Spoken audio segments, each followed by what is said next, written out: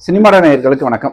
இன்னைக்கு நம்ம பார்க்க போற திரை விமர்சனம் வந்து அதியன் ஆதிரை இயக்கத்துல கலையரசன், தினேஷ், ரித்திகா மற்றும் பல நடிப்பில் வெளியே வந்திருக்கிற திரைப்படம் வந்து தண்டகாரண்யம். இந்த தண்டகாரண்யம் அப்படின்னா அதுக்கு என்ன மீனிங்னு சொல்லிட்டு நம்ம போய் தேடி பார்த்தோம்னா, தண்டம் அப்படின்னா காடு, காரண்யம்னா தண்டனை, அதாவது காட்டுக்குள்ள கொடுக்கப்படக்கூடிய ஒரு மிகப்பெரிய தண்டனை. இதுதான் இந்த படத்துடைய டைட்டில். ஆனா இவங்க வந்து இந்த தண்டகாரண்யம்ன்றது வந்து ஒரு தண்டகாரண்யம் ஒரு காடு அப்படின்ற மாதிரி ஒரு பேர் சொல்லி இந்த படத்தை ஆரம்பிக்கிறாங்க. அப்புறம் இந்த படம் ஆரம்பிக்கும் போதே இந்த படத்துல வந்து ஒரு டிஸ்கிளைமர் கொடுத்துறாங்க. என்னன்னா, இந்த படம் வந்து ஒரு ஏதோ நடந்த ஒரு உண்மை சம்பவத்தை அடிப்படையாக வைத்து முழுக்க முழுக்க கற்பனையே கொண்டு பின்னப்பட்ட கதை அப்படின்னு சொல்லிட்டு முதலே சொல்லிடுறாங்க. அதனால நம்ம ரொம்ப பெருசால ரிவ்யூ வந்து இது பண்ண வேண்டாம். ஏன்னா இது வந்து கற்பனை கதை, உண்மை கதை கிடையாது. உண்மையா நடந்த ஒரு சம்பவத்தை சின்னதா ஒரு நூலா எடுத்து பண்ணியிருக்காங்க. உண்மை சம்பவத்தை அப்படியே பண்றதுக்கு தைரியம் இல்லாம அப்படின்னு கூட சொல்லலாம். ஏன் அப்படின்னு சொன்னா, இந்தியாவில் வந்து ஐஎஸ்ஜிஎஸ்ன்னு சொல்லிட்டு ஒரு அமைப்பு ஒன்று வந்து இருந்தது. அது வந்து இந்த நக்சலைட்டுக்கு வந்து எல்லாத்தையுமே விட்டுட்டு சரணடையக்கூடிய நக்சலைட்டுகளை வச்சு ஒரு மிகப்பெரிய ஸ்கேம் நடந்ததா ஒரு வந்து நியூஸ் வந்து உலா வந்தது. ரொம்ப அப்போ வந்து கொஞ்சம் பரபரப்பாக பேசப்பட்டாங்க.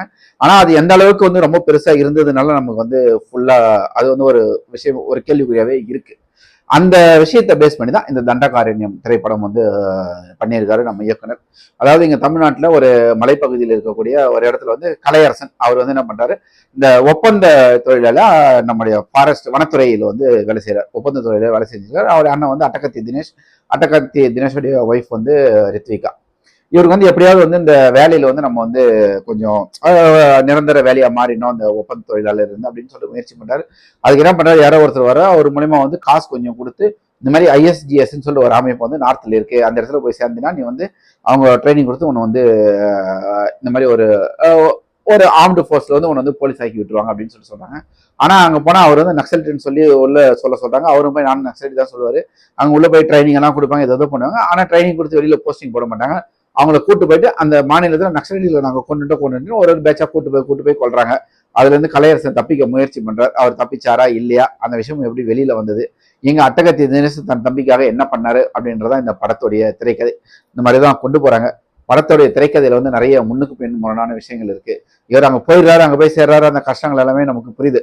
அந்த நக்சலைட்டுகளை உள்ள வச்சு அவங்க ட்ரைனிங்ன்ற பேர்ல பண்ற டார்ச்சர், அவங்க மேலதிகாரிகள் பண்ற இது எல்லாமே கொஞ்சம் அப்படியே கொஞ்சம் நமக்கு வந்து கொஞ்சம் மனசு வலிக்கிற மாதிரி இருந்தாலும், ஆனால் அதை நோக்கி ஒரு கதை வந்து எனக்கு ஏதோ வந்து ஒரு முழுமையா போகாத மாதிரியான ஒரு ஃபீல் தான் இருக்கு. இந்த பக்கம் அட்டகத்தி தேஷ் வந்து திடீர்னு புரட்சி பேசிட்டு இருக்காரு, ஏதோ பண்ணிட்டு இருக்காரு. அப்புறமா தான் துப்பாக்கி கூடிய நக்சலைட்டுங்க யாரோ வராங்க, அவங்க வந்து இவர் வந்து கூட்டு போறாரு, வா உங்க தம்பிக்கு பழி வாங்கலாம்னு சொல்லிட்டு கூட்டு போறாங்க. இவர் இங்க தாங்க போய் அந்த அதிகாரிகள் எல்லாம் கொள்றாங்க. இந்த மாதிரியா ஒரு குழப்பமான திரைக்கதையாகவும் ஒரு நம்ப முடியாத மாதிரியான ஒரு திரைக்கதை பின்னால தான் இது போது இது உண்மை சம்பவமா இல்ல ஃபுல்லா முழுக்க முழுக்க கற்பனை கதையாவே அப்படின்ற மாதிரி ஒரு குழப்பத்திலே தான் எடுத்திருக்காரு நம்ம அதியன் ஆதிரை.